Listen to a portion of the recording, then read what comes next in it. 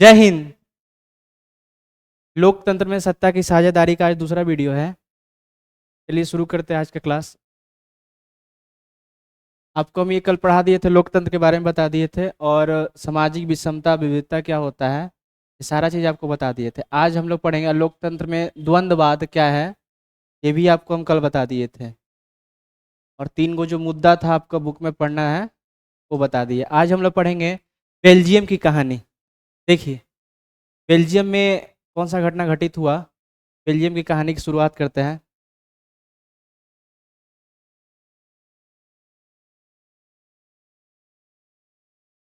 देखिए, बेल्जियम क्या बोल रहा है।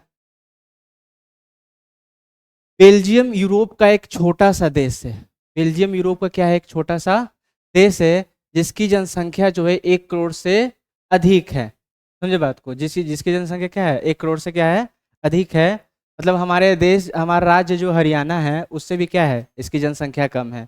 इस छोटे से देश की जातीय संरचना बहुत क्या है, जटिल है। समझे बात को, इस छोटे से देश की जो जातीय संरचना है क्या है, बहुत ज्यादा क्या है, जटिल है। जटिल समझते हैं, थोड़ा सा क्या है, डिफिकल्ट है। इस देश की कुल आबादी में 59% लोग जो है फ्लेमिश क्षेत्र में रहते हैं। समझे बात को, 59% किस क्षेत्र में रहते हैं, फ्लेमिश क्षेत्र। समझे बात को। और डच भाषा बोलते हैं। कौन सा भाषा बोलते हैं, डच भाषा बोलते हैं। ये पूरा जो देश है, देखिए, ये हमारा क्या है, बेल्जियम है। ठीक है, ये पूरा बेल्जियम का जो है, ये वाला जो रीजन है, ये पीला वाला रीजन, ये वाला जो रीजन है आपका, ये आपका जो है फ्लेमिश रीजन है। क्या है, फ्लेमिश रीजन है। ये कौन सा रीजन है, फ्लेमिश रीजन है। और इसमें डच भाषी लोग रहते हैं। कौन, डच भाषी लोग रहते हैं, यानी डच भाषा बोलने वाले लोग रहते हैं। ठीक है, ये बोलोन रीजन है। इसमें जो है फ्रेंच भाषा बोलने वाले लोग रहते हैं। कौन भाषा, फ्रेंच भाषा बोलने वाले लोग रहते हैं। ठीक है, और ये जो आप बाकी का देख रहे हैं बचा हुआ, ये जो है, इसको बोलते हैं जर्मन। इसको बोलते क्या है, इसमें जर्मन भाषी है। कौन सा है, जर्मन भाषी लोग है, जर्मन लैंग्वेज वाले बोलने वाले लोग। समझे बात को। यहाँ पे देखिए क्या बोल रहा है कि बेल्जियम जो है यूरोप का एक छोटा सा देश है। बेल्जियम क्या है, यूरोप का एक छोटा सा देश जो है, और जिसकी जो जनसंख्या 1 करोड़ से थोड़ी सी क्या है, अधिक है, थोड़ी अधिक है। और 59% जो लोग हैं फ्लेमिश क्षेत्र में रहते हैं। किस क्षेत्र में रहते हैं, फ्लेमिश क्षेत्र। 59% लोग फ्लेमिश क्षेत्र में रहते हैं, और क्या बोलते हैं, डच भाषा बोलते हैं। कौन सा भाषा बोलते हैं, डच भाषा बोलते हैं। अन्य 40% जो है लोग वलोनिया क्षेत्र में रहते हैं। किस क्षेत्र में रहते हैं, वलोनिया क्षेत्र में। देखिए, और वो क्या बोलते हैं, फ्रेंच बोलते हैं। क्या बोलते हैं, फ्रेंच बोलते हैं। देखिए, ये जो है, ये वाला जो रीजन है, ये वाला, ये पूरा रीजन जो है, इसमें जो है फ्रेंच भाषा बोलने वाले लोग रहते हैं। इस क्षेत्र को बोलते हैं वलोनिया रीजन। कौन सा रीजन, वलोनिया रीजन इसको बोला जाता है। समझे बात को, इसको रीजन को बोले क्या बोलेंगे, वलोनिया रीजन। इसको बोलेंगे फ्लेमिश रीजन। कौन सा रीजन, फ्लेमिश क्षेत्र है ना, फ्लेमिश क्षेत्र। ठीक है, फ्लेमिश क्षेत्र इसको बोल रहे हैं। कोई दिक्कत, तो जो है फ्लेमिश क्षेत्र में जो है कितना परसेंट लोग रहते हैं, 59%। फ्लेमिश क्षेत्र में कितना परसेंट, 59%। और जो है 40% यानी 40% जो लोग हैं वलोनिया क्षेत्र में रहते हैं। किस क्षेत्र में रहते हैं, वलोनिया क्षेत्र में।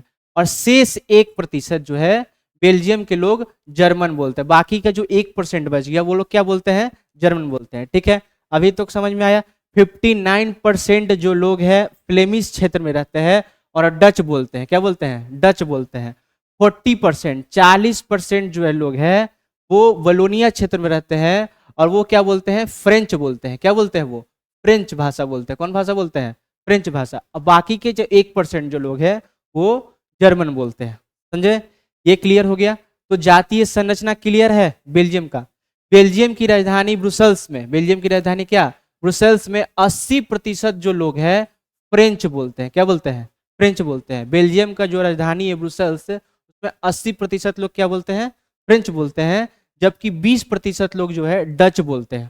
क्या बोलते हैं, बेल्जियम का राजधानी ब्रुसेल्स जो है, ब्रुसेल्स, ठीक है, ब्रुसेल्स में जो है लोग 80% जो है, 80% वो फ्रेंच बोलते हैं। क्या बोलते हैं, फ्रेंच बोलते हैं। और 20% जो है लोग क्या बोलते हैं, डच बोलते हैं। समझे, ये वाला ऊपर वाला जो हम आपको बताएं, ये पूरा जो है बेल्जियम का कहानी है। समझे बात को, ये क्या है, पूरा बेल्जियम का क्या है, आपका कहानी है। और ये जो है बेल्जियम का राजधानी ब्रुसेल्स का है, जातीय संरचना। जातीय संरचना ब्रुसेल्स का क्या कहता है कि 80% लोग हैं फ्रेंच बोलते हैं ब्रुसेल्स में, ठीक है। ब्रुसेल्स क्या है, बेल्जियम की राजधानी, और 20% लोग क्या बोलते हैं, डच बोलते हैं।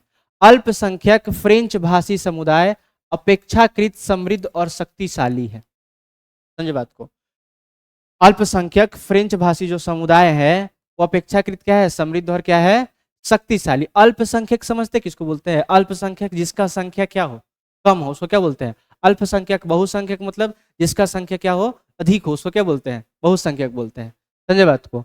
तो यहाँ पे देखिए तो क्या बोल रहा है कि अल्पसंख्यक फ्रेंच भाषी समुदाय जो है अपेक्षाकृत समृद्ध और क्या है, शक्तिशाली है। अपेक्षाकृत समृद्ध और क्या है, शक्तिशाली है। देखिए तो फ्रेंच का जो है बेल्जियम में कितना परसेंट है, 40% बोलने वाले, फ्रेंच भाषा बोलने वाले कितने लोग हैं, 40%। और डच भाषा बोलने वाले कितने हैं, 59% है। सबसे ज्यादा बोलने वाले कौन है, डच भाषा बोलने वाले हैं, और सबसे कम कौन सा, फ्रेंच भाषा, है ना। वैसे सबसे कम जो है, सबसे कम जर्मनी वाला है, ठीक है। लेकिन यहाँ पे क्या बोल रहा है, अल्पसंख्यक फ्रेंच भाषी समुदाय अपेक्षाकृत क्या है, समृद्ध और शक्तिशाली। मतलब उनके संख्या कम होने के बावजूद भी वो ज्यादा है, स्ट्रांग है, ताकतवर है, समृद्ध है, रिच है। समझे बात को। इससे डच भाषी समुदाय नाराज हो गया क्योंकि उन्हें आर्थिक विकास और शिक्षा का लाभ बहुत बाद में मिला। समझे बात को। जो लोग ज्यादा शक्तिशाली होते हैं और ज्यादा जिनके पास पैसा होता है वो जो है कोई भी जो है राज्य देश का लाभ पहले उठाते हैं। समझे बात को। तो वैसे ही जो है डच भाषी समुदाय नाराज हो गए इस बात से, क्यों, क्योंकि उनको जो आर्थिक विकास और शिक्षा का लाभ बहुत बाद में मिला, ठीक है। तो 1950 और 1960 के दशक के दौरान इन मतभेदों के कारण डच भाषी और फ्रेंच भाषी समुदाय के बीच क्या हो गया, तनाव पैदा हो गया। क्या हो गया, तनाव पैदा हो गया। मतलब दोनों में थोड़ा सा वाद विवाद हो गया, है ना। और उसी देश में गृह युद्ध जैसा क्या हो गया, माहौल उत्पन्न हो गया। गृह युद्ध किसको बोलते हैं उसको बाद में बताएंगे। देखिए तो बेल्जियम की कहानी अभी तक यहाँ तक क्लियर है। बेल्जियम क्या है, यूरोप का छोटा सा देश है जिसकी जनसंख्या 1 करोड़ से क्या है, थोड़ी अधिक है, ठीक है। इसकी जनसंख्या यहाँ पे दे दी है 1,17,53,535। समझे बात को, कोई दिक्कत। देश की कुल आबादी का जो है 59% लोग है फ्लेमिश क्षेत्र में रहते हैं। क्या, फ्लेमिश क्षेत्र, फ्लेमिश क्षेत्र में रहते हैं। और कौन सा भाषा बोलते हैं बताइए। देश के जो है 59% लोग फ्लेमिश क्षेत्र में रहते हैं और डच भाषा बोलते हैं। कौन भाषा बोलते हैं, डच भाषा बोलते हैं। 40% जो लोग हैं, 40% जो लोग हैं वलोनिया क्षेत्र में रहते हैं। किस क्षेत्र में रहते हैं, वलोनिया क्षेत्र में रहते हैं। और वो जो है फ्रेंच बोलते हैं। क्या बोलते हैं, फ्रेंच बोलते हैं। और बाकी का 1% जो लोग हैं जर्मन भाषा बोलते हैं। क्या बोलते हैं, जर्मन भाषा बोलते हैं। बेल्जियम की राजधानी ब्रुसेल्स में, है ना। ये तो हो गया पूरा बेल्जियम का कहानी। पूरा बेल्जियम का राजधानी जो है ब्रुसेल्स है, उसका कहानी क्या है कि 80% जो लोग हैं, 80% वो क्या है, फ्रेंच बोलते हैं, जबकि 20% लोग क्या है, डच बोलते हैं। अब यहाँ पे विवाद उत्पन्न ऐसे हुआ कि जिसका जनसंख्या कम है, यानी अल्पसंख्यक जो फ्रेंच भाषी जो लोग हैं, अल्पसंख्यक कौन, फ्रेंच भाषी जो लोग हैं, उनका जो है वो जो है ज्यादा शक्तिशाली और ज्यादा क्या है, समृद्ध है, रिच है, और ज्यादा क्या है, स्ट्रांग है, ताकतवर। समझे बात को। पावर उनके पास अधिक है, पैसा अधिक है, भले वो क्या है, अल्पसंख्यक है। समझे। इससे उनको क्या लाभ मिला, उनका जो आर्थिक विकास तेजी से हुआ, उनको शिक्षा का लाभ जल्दी मिला। इससे जो है डच भाषी समुदाय क्या हो गए, नाराज हो गए। डच भाषी समुदाय क्या हो गए, नाराज हो गए, है ना। और क्यों नाराज हुए, क्योंकि उनका आर्थिक विकास और शिक्षा का लाभ बहुत क्या बाद में मिला। समझे बात को। इसीलिए 1950 और 1960 के दशक के दौरान इन मतभेदों के कारण डच भाषी और फ्रेंच भाषी लोगों के बीच में क्या हो गया, विवाद पैदा हो गया, तनाव पैदा हो गया। समझे बात को। तो बेल्जियम की कहानी याद रहेगा, बोलिए, कोई दिक्कत। चलिए आप लोग जहां से भी वहीं से बोलिएगा, जो जो सवाल पूछेंगे बताइए। फ्लेमिश क्षेत्र में जो है कौन से भाषा बोलने वाले लोग रहते हैं बताइए। फ्लेमिश क्षेत्र में कौन से भाषा बोलने वाले लोग रहते हैं बताइए। जो फ्लेमिश क्षेत्र है, फ्लेमिश क्षेत्र में कौन से भाषा, डच भाषा, है ना। उनकी प्रतिशत कितनी है, जनसंख्या का प्रतिशत कितना है, 59%। कितना, 59%, ठीक है। वलोनिया क्षेत्र में किस भाषा के लोग रहते हैं बताइए। वलोनिया क्षेत्र में किस भाषा के लोग रहते हैं, तो फ्रेंच भाषी लोग रहते हैं। किस, कौन सा, फ्रेंच भाषी। उनका परसेंट कितना, उनका जनसंख्या का आबादी कितना है, तो उनका है 40%। कितना है, 40%। ब्रुसेल्स में बाकी 1% जो है कौन से भाषा बोलने वाले लोग रहते हैं, तो जर्मन भाषा बोलने वाले लोग रहते हैं। कोई दिक्कत? बोलिए। और ब्रुसेल्स जो है यानी बेल्जियम का राजधानी, ब्रुसेल्स बेल्जियम का राजधानी में जो है फ्रेंच भाषा का बोलने वाले का प्रतिशत कितना है? 80% है ना। फ्रेंच भाषा बोलने वाले प्रतिशत कितना है? 80% है। और डच भाषा बोलने वाले का प्रतिशत कितना है? 20% है। कोई दिक्कत? इसी के कारण जो है इनके बीच में क्या हो गया? विवाद पैदा हो गया, तनाव पैदा हो गया। समझे बात को? ये रहा था आपका क्या? बेल्जियम की कहानी। ये है क्या आपका बेल्जियम की कहानी। आशा करते हैं आप लोग क्या होगा? याद होगा। एक बार इसको पढ़ लीजिए, इसको कॉपी में लिखने का प्रयास कीजिए। बताइए, तो ये समझ में आया? बोलिए, ये क्लियर है? इसमें किसी को दिक्कत नहीं ना है? बेल्जियम की कहानी समझ गए? आगे देखते हैं। देखिए, ये तो बेल्जियम का नक्शा था। अब देखिए बेल्जियम में समायोजन, मतलब बेल्जियम का जो सरकार जो है इस तनाव को खत्म करने के लिए जो समझदारी जो है दिखाया है वो यहाँ पे देखेंगे। मतलब इसके प्रति क्या क्या वो निर्णय लिया कि इस तनाव को कम किया जाए। समझोगा? समायोजन मतलब जो है समझदारी से कोई नियोजन बनाया जाता है, उसको क्या बोलते हैं? समानियोजन बोलते हैं।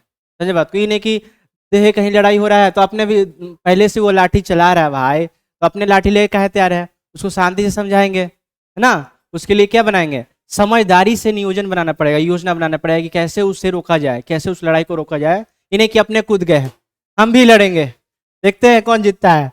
समझे? तो ऐसा नहीं है। देखिए, तो बेल्जियम जो है समायोजन कैसे हुआ? बेल्जियम का जो सरकार क्या किया? बेल्जियम का सरकार जो है समझदारी दिखाया कुछ इस प्रकार। 1970 1993 के बीच बेल्जियम के संविधान में 4 बार संशोधन किया गया। कितनी बार? 4 बार क्या किया गया? संशोधन मतलब बदलाव किया गया उसमें। समझे बात को? कब? 1970 से लेकर 1993 के बीच में, ताकि एक ऐसी व्यवस्था बनाई जा सके जिसमें सभी लोग एक साथ रह सके। देखो वहां का सरकार कितना समझदार है। ठीक है, संविधान में जो है बार बार क्या किया? बदलाव लाया। क्या किया? बदलाव लाया। और जो है वो कुछ ऐसा कानून, नियम कानून बनाया, ठीक है, जिसके तहत जो है बेल्जियम में जो तनाव पैदा हुआ है वो क्या होके रुक सके। समझे बात को? तो बेल्जियम मॉडल के तत्व देखिए, बेल्जियम के संविधान में कौन कौन सा जो है बदलाव आया। ठीक है, 4 बार जो संशोधन हुआ था उसमें क्या क्या बदलाव आया? संविधान में ये प्रावधान है कि सरकार में डच और फ्रेंच भाषी मंत्रियों की संख्या क्या होगी? बराबर होगी। मतलब बेल्जियम का संविधान में ये साफ साफ लिखा गया है कि जो है केंद्र का जो सरकार है, केंद्र सरकार, उसमें डच और फ्रेंच भाषी का जो मंत्री का संख्या होगा वो क्या होगा? बराबर होगा। क्या होगा? बराबर होगा। ये तो पहला हो गया बदलाव। दूसरा क्या किया कि केंद्र सरकार की कई शक्तियां देश के दोनों क्षेत्रों की राज्य सरकारों को दे दी गई है। मतलब केंद्र सरकार का जो बहुत सारा जो शक्ति है वो क्या किया गया है? राज्य सरकार को क्या किया गया है? दे दिया गया है, ताकि वो अपने हिसाब से भी अपने राज्य में क्या किया रहे? काम करे। ये तो हो गया दूसरा नियम। ठीक है, तीसरा क्या बोल रहा है? ब्रुसेल्स में एक अलग सरकार है जिसमें दोनों समुदाय को समान प्रतिनिधित्व क्या है? प्राप्त है। समझे बात को? यानी बेल्जियम का राजधानी जो ब्रुसेल्स है वहां पे क्या है? एक अलग सरकार है और दोनों समुदाय को समान प्रतिनिधित्व क्या है? प्राप्त है। मतलब फ्रेंच भाषी भी और डच भाषी का जो प्रतिनिधि है वहां पे भी क्या है? समान है, इक्वल है। कोई दिक्कत? आगे लास्ट क्या बोल रहा है? इसमें एक भाषा समुदाय के लोगों के द्वारा निर्वाचित सामुदायिक सरकार का भी प्रावधान है ना, जिसके पास सांस्कृतिक, शैक्षिक और भाषा संबंधी मुद्दों पर क्या किया जाएगा? अधिकार किया जाएगा। समझ रहे बात को? मतलब क्या बोल रहा है कि जो एक भाषा समुदाय लोग द्वारा जो है निर्वाचित, ठीक है, सामुदायिक सरकार का भी क्या है? प्रावधान है। समझे बात को? जिसके पास सांस्कृतिक, शैक्षिक और भाषा संबंधी मुद्दों पर क्या किया होगा? अधिकार होगा। ये क्लियर है? चारों समझ में आया? बोलिए, पहला क्या बदलाव हुआ कि संविधान का में जो है केंद्र सरकार में जो है मंत्रियों की संख्या दोनों भाषा के लिए क्या होगा? सेम होगा। जितना डच होगा उतना ही क्या होगा? फ्रेंच भाषा का मंत्री होगा। कहाँ पे? केंद्र सरकार में। दूसरा क्या बोल रहा है? केंद्र सरकार से जो बहुत सारा शक्ति जो है राज्य सरकार को दे दिया गया, है ना। केंद्र सरकार से बहुत ज्यादा शक्ति क्या दे दिया गया है, राज्य सरकार को दिया गया है थोड़ा थोड़ा। अब ब्रुसेल्स में एक अलग सरकार है जिसमें जो है दोनों समुदायों का समान प्रतिनिधित्व क्या है, प्राप्त है। चौथा, इसमें एक भाषा समुदाय के लोगों द्वारा निर्वाचित सामुदायिक सरकार का भी प्रावधान है, जिसके पास सांस्कृतिक, शैक्षिक और भाषा संबंधी मुद्दों पर अधिकार होगा। मतलब उस सरकार के पास वो जो है सांस्कृतिक बदलाव कर सकता है, शैक्षिक बदलाव कर सकता है और भाषा संबंधी मुद्दों पर क्या कर सकता है, बदलाव कर सकता है। तो दिक्कत तो ये रहा था बेल्जियम का समझदारी, है ना, वो अपने देश में जो है कैसे, है ना, तनाव को कम किया समझदारी से। समझे बात को, कोई दिक्कत? बेल्जियम का कहानी क्लियर है? बोलिए हाँ कि ना, बोलिए भाई। आगे देखिए श्रीलंका की कहानी। देखिए श्रीलंका में भी तनाव पैदा हुआ था, है ना, लोकतंत्र है भाई, यहाँ पे जो है तनाव बढ़ते रहता है, घटते रहता है ना। जैसे बिहार का अभी चुनाव होने वाला है, अभी जो है पूरा माहौल क्या है, गर्म है। उन्हें आरजेडी बोल रहा हम तैयार है, ठीक है, जेडीयू बोल रहा है हम भी तैयार है, आओ जाओ मैदान में। बीजेपी बोला कि हम भी पीछे नहीं हैं, ठीक है, एक नया पार्टी बना बिहार में, समझे क्या, जन स्वराज, ठीक है।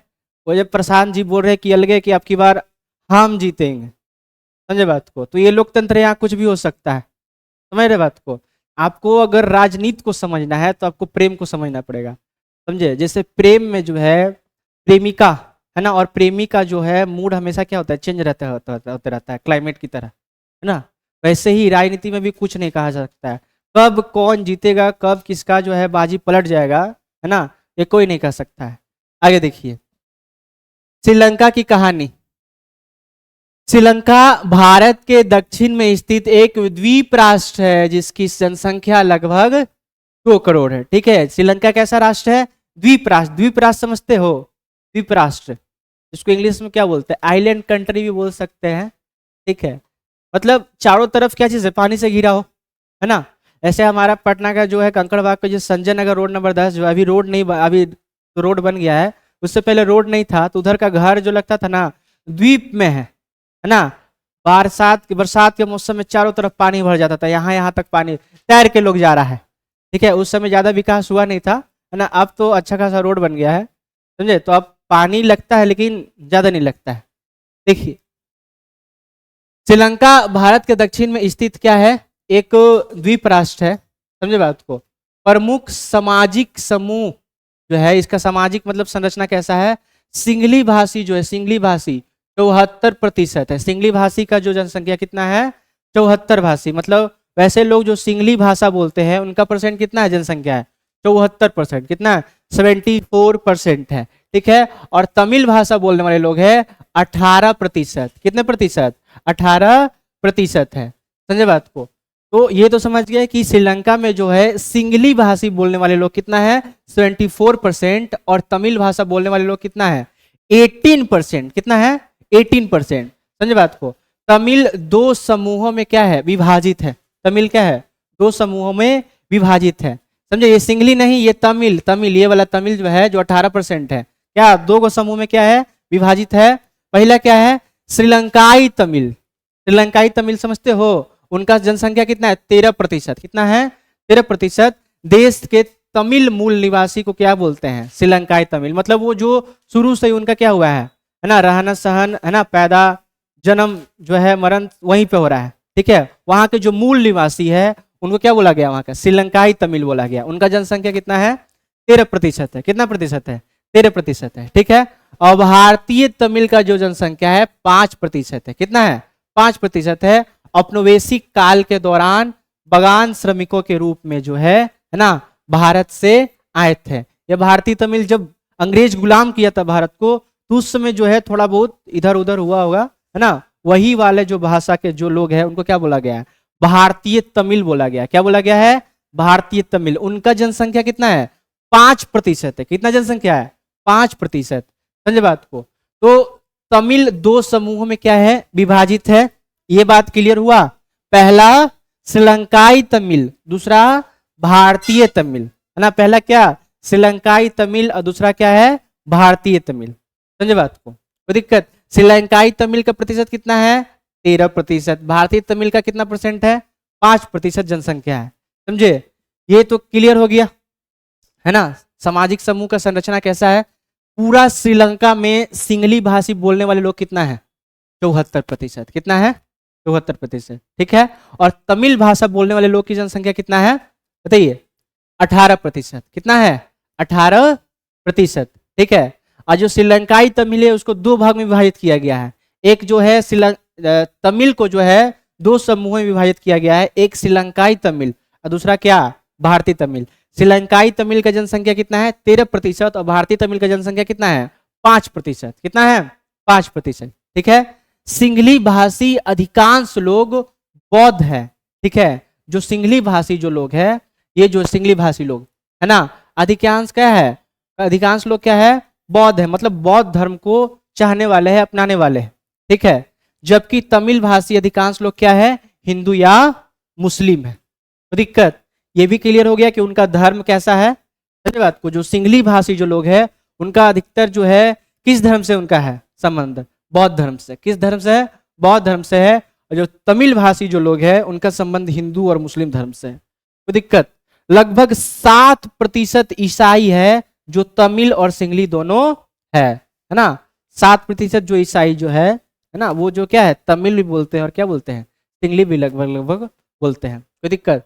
तो ये था श्रीलंका की कहानी, समझे? कोई दिक्कत? ये क्या था? श्रीलंका की कहानी, समझे बात को? पूरा श्रीलंका में जो है दो भाषा बोलने वाले, एक सिंगली भाषा, ठीक है, तमिल भाषा। सिंगली भाषा कितना जनसंख्या?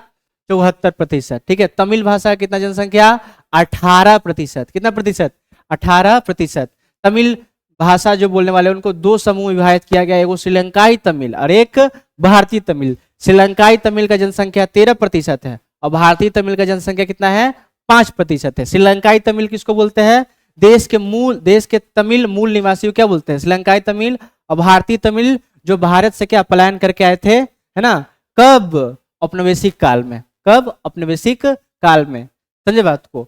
सिंगली भाषी अधिकांश लोग बौद्ध है, जबकि तमिल भाषी जो है ना, हिंदू भी है और क्या है? मुस्लिम भी है। समझे बात को? और 7% जो है ईसाई है, जो तमिल और सिंगली दोनों है। कोई दिक्कत? आगे देखिए, ये रहा आपका क्या? बेल्जियम का जो है मैप है। देखिए श्रीलंका में बहुसंख्यकवाद। बहुसंख्यकवाद किसको बोलते हैं? देखिए पहली बात जो है बहुसंख्यकवाद का परिभाषा क्या है? यह मान्यता कि अगर कोई समुदाय बहुसंख्यक है तो वह अपने मन चाहे ढंग से देश का शासन कर सकता है और इसके लिए वह अल्पसंख्यक समुदाय की जरूरत या इच्छाओं के क्या कर सकता है? अवहेलना कर सकता है। यही क्या है? बहुसंख्यकवाद। बहुसंख्यकवाद समझ गए? जिसका ज्यादा जनसंख्या वो अपने ढंग से देश का शासन चलाएगा, ये क्या कौन कहता है? बहुसंख्यकवाद। और जो अल्पसंख्यक है उनकी इच्छाओं की कोई कदर नहीं होगी, वो क्या सोचते हैं, क्या करते हैं, है ना, चाहे उनके लिए क्या सही है, उनसे कोई मतलब नहीं है। यही आपका क्या है? बहुसंख्यकवाद। समझ बात गए? बहुत समाज को समझ गए? बहुसंख्यकवाद क्या है? यह मान्यता कि अगर कोई समुदाय बहुसंख्यक है तो वह अपने मन चाहे ढंग से देश का शासन कर सकता है। क्या कर सकता है? देश का शासन कर सकता है। क्लियर है? अब देखिए, तो यही था श्रीलंका में बहुसंख्यकवाद का जो है प्रॉब्लम क्रिएट हो गया था। लोकतांत्रिक रूप से चुनी गई सरकार ने सिंगली वर्चस्व स्थापित करने के लिए कई बहुसंख्यक नीतिगत उपाय जो है अपनाए थे। समझे बात को? लोकतांत्रिक रूप से चुनी गई सरकार मतलब वहां पे जो सरकार थी श्रीलंका में लोकतंत्र के हिसाब से चुना गया था, फिर भी वो जो सरकार है बहुसंख्यकवाद वहां कर रहा था। समझे बात को? मतलब जो सरकार है सिंगली वर्चस्व स्थापित करने के लिए बहुसंख्यक नीतिगत उपाय अपनाए। ठीक है। जैसे देखिए, सिंगली को एकमात्र आधिकारिक भाषा के रूप में देखा गया। ठीक है। यानी सरकार जो वहां घोषित कर दिया क्या कि सिंगली वहां का एकमात्र क्या है? आधिकारिक भाषा है, मतलब ऑफिशियल लैंग्वेज है। समझे? सरकारों ने विश्वविद्यालय के पदों और सरकारी नौकरियों के लिए सिंगली आवेदकों को तरजीह देने वाली तरजीही नीतियों का क्या किया? पालन किया। इन फैसलों ने धीरे धीरे श्रीलंकाई तमिलों के बीच अलगाव की भावना को क्या कर दिया? बढ़ा दिया। ठीक है। मतलब वहां के जो सिंगली तमिल है उनको ज्यादा वर्चस्व मिल रहा है और जो है तमिल जो है, ठीक है, उनको क्या मिल रहा है? श्रीलंकाई जो तमिल है उनके बीच में अलगाव का भावना क्या कर दिया? पैदा कर दिया वहां की सरकार ने। समझे बात को।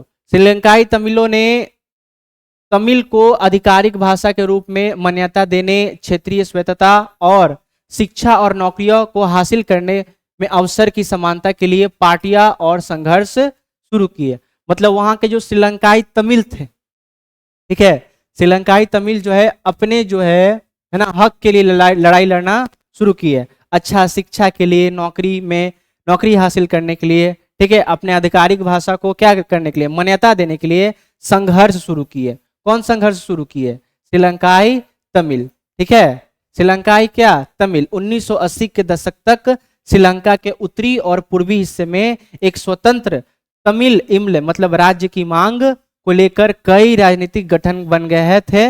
यह जल्द ही गृह युद्ध में क्या हो गया, बदल गया। समझे बात को, कोई दिक्कत?